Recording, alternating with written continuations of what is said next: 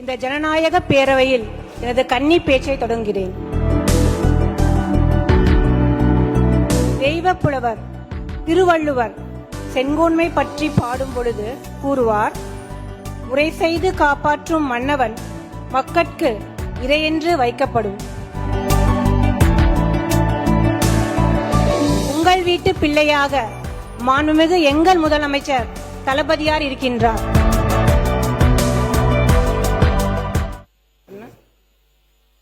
மாண்புமிகு பேரவைத் தலைவர் அவர்களே, மாண்புமிகு தமிழ்நாடு முதலமைச்சர் அவர்களே, இப்பேரவையில் வீற்றிருக்கும் மாண்புமிகு அமைச்சர் பெருமக்களே, மாண்புமிகு சட்டமன்ற உறுப்பினர்களே, எனது பணிவான வணக்கங்களை தெரிவித்துக் கொண்டு தமிழ்தாயின் திருவருளையும் மக்கள் நலனையே வழிகாட்டியாக கொண்டும் எத்திக்கும் ஒழிக்கும் எங்கள் தலைவர் மாண்புமிகு தமிழ்நாடு முதலமைச்சர் தளபதியார் அவர்களின் நலத்திட்டங்களை புவியெங்கும் பரப்பும் பெரும் பொறுப்போடு இந்த ஜனநாயக பேரவையில் எனது கன்னி பேச்சை தொடங்குகிறேன்.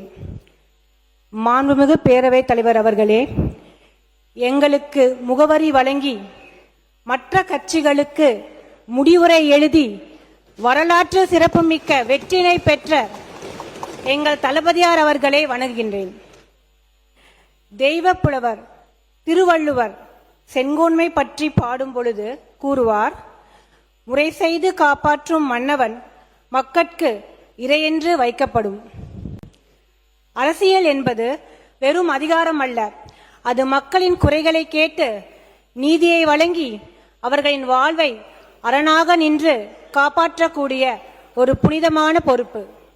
அந்த பொறுப்பை நிறைவேற்றவே உங்கள் வீட்டு பிள்ளையாக மாண்புமிகு எங்கள் முதலமைச்சர் தளபதியார் இருக்கின்றார். இந்த ஜனநாயக பேரவையில் எனது கன்னி பேச்சை தொடங்குகிறேன்.